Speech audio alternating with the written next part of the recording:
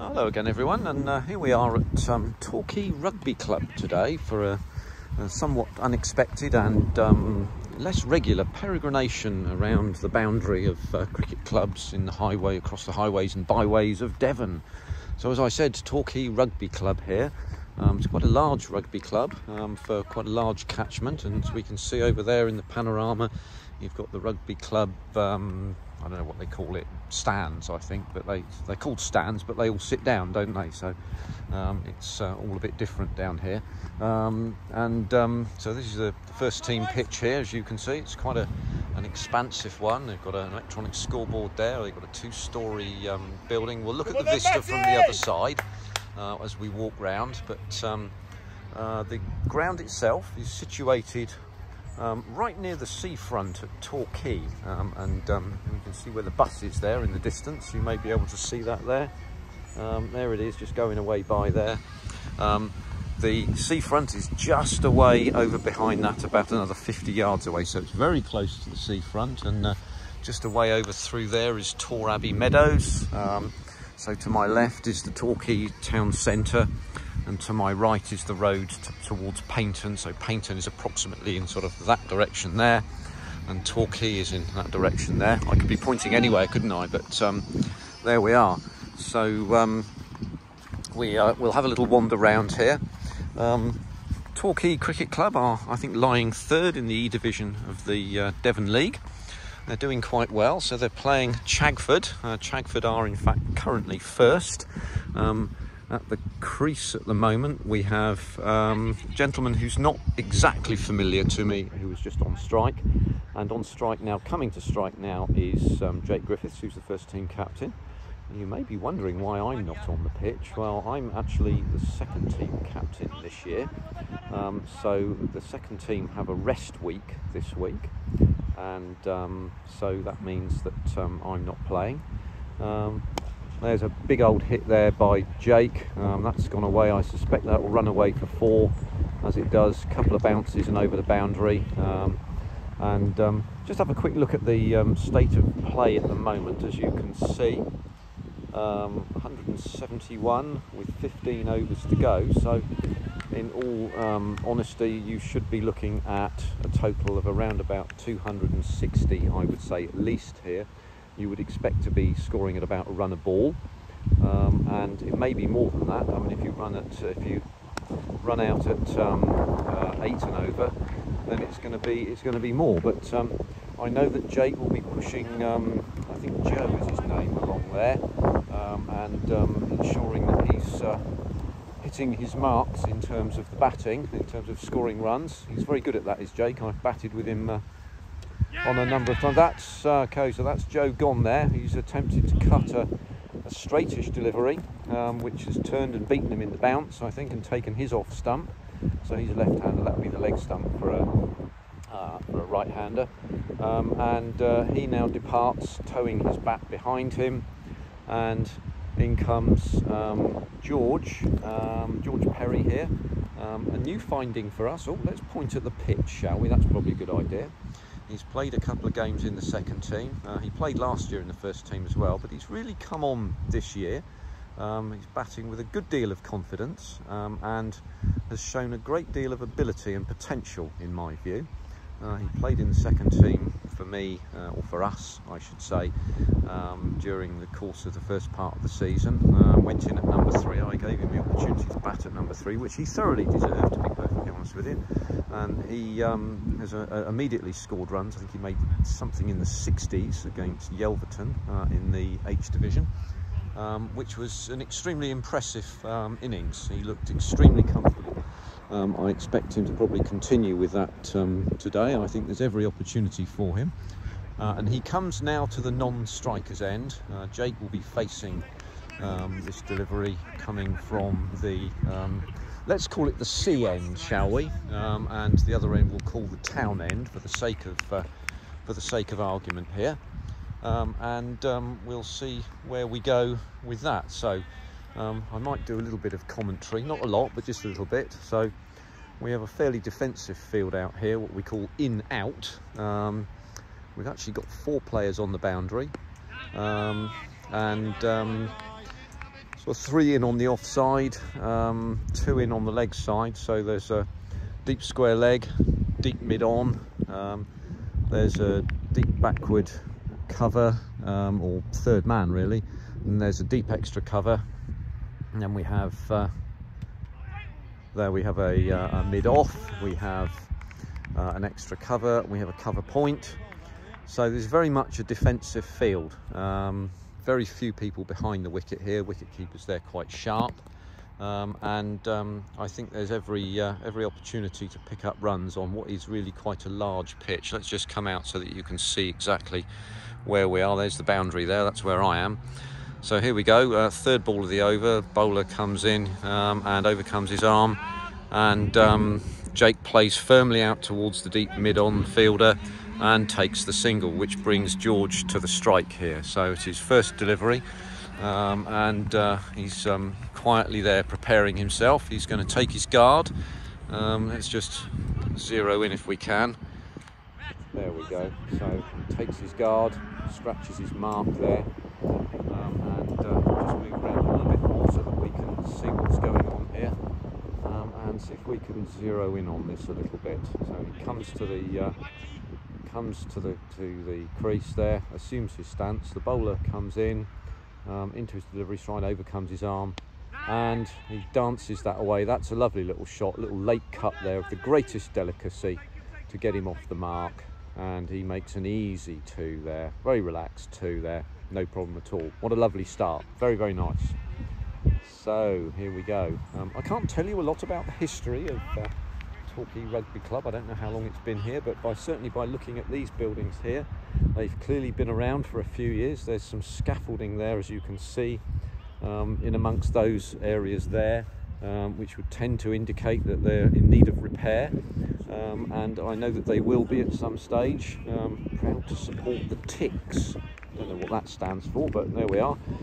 We'll just turn around here and move along. So look at the there we go. It's another straight to cover point, and no run there. So we'll keep pushing along round the pitch here as we go. We'll just show you a little bit of the cricket going on here. We've moved on to 179 for 4 now, with 14 overs to go. And here we go. That's George forward very correctly there. Straight bat, elbow high. Looks very good, and that's the over. So that brings Jake to strike here, and we shall see how that goes. And I suspect it'll be the left arm spinner again who will do his thing, and the fieldsmen change around.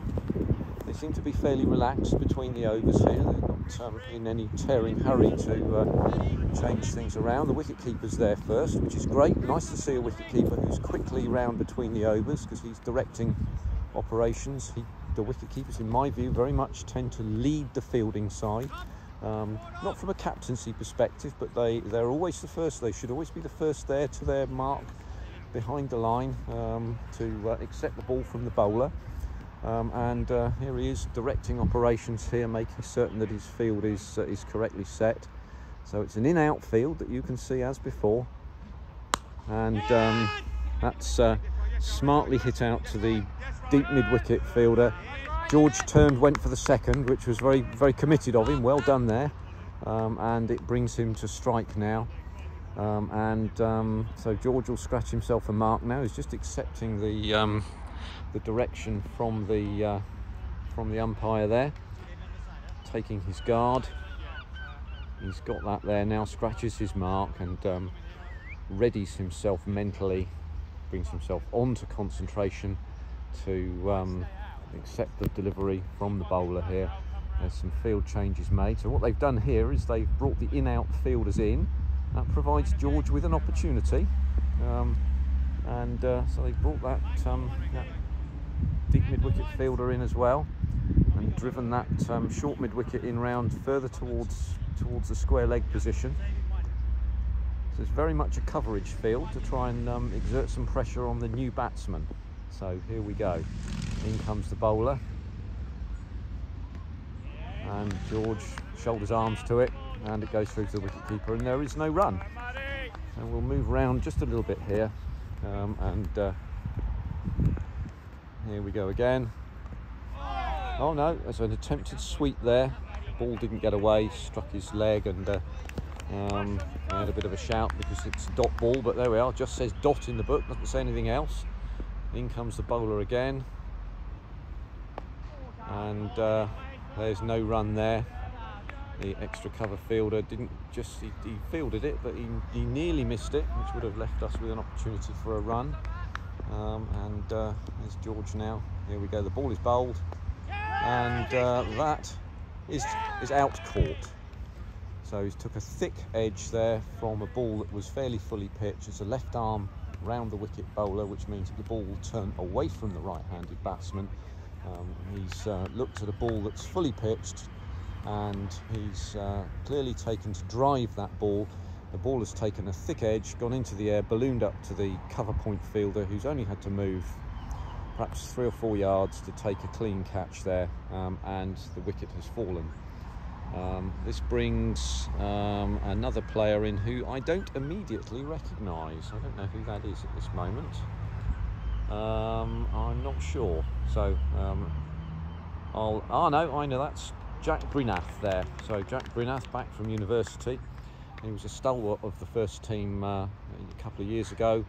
Bowls very brisk in swing, but is a highly skilled batsman as well. Very wristy, a la subcontinent, it's like a West India, sorry, not West Indian, but Indian player. I know that he'll look to get on with it as quickly as he possibly can, I suspect. Recognising the not the urgency of the situation, but the need to get on with scoring the runs. So here we go. We'll keep walking round again. I'm not using Steadicam today. I'm using Unsteadicam, i.e. my hand.